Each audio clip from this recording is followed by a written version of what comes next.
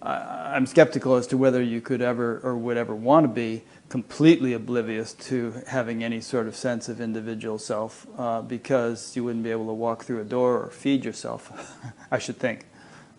Doesn't quite work that way. The first of all, I would say that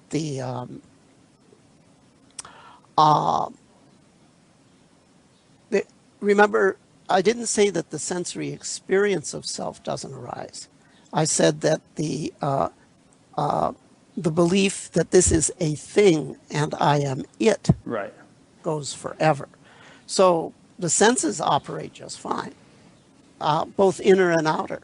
You still have mental images, you still have mental talk, you still have emotional sensations in your body, you still see physical sights, you still hear physical sounds, you still have the physical impact on your body. But the notion that that makes a thing called you, Right. that's gone for good and will never come back. So if you just get an inkling of it, but then it doesn't latch, I don't call that enlightenment. Now, we have to be really careful of enlightenment. We'll get to that in a second. Okay. So the other thing I should say is some people have this experience.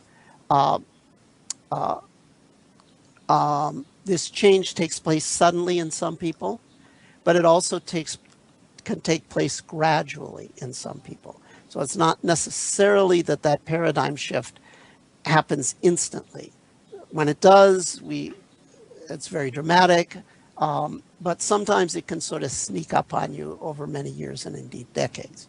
So I would say that the first watershed is there a permanent shift in your perception of the nature of your identity? Has your identity become unfixated? Is the mind and body no longer a place you're confined to? Can you at any time become what you're looking at, or become the nothingness whence it comes and whither it returns? That's the beginning of enlightenment.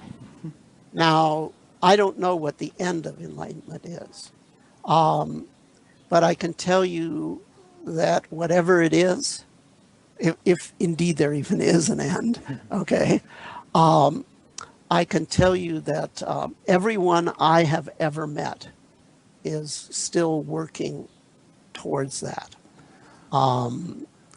There's I would say the same, incidentally, having interviewed almost 250 people, and some of them pretty well known and supposedly very enlightened.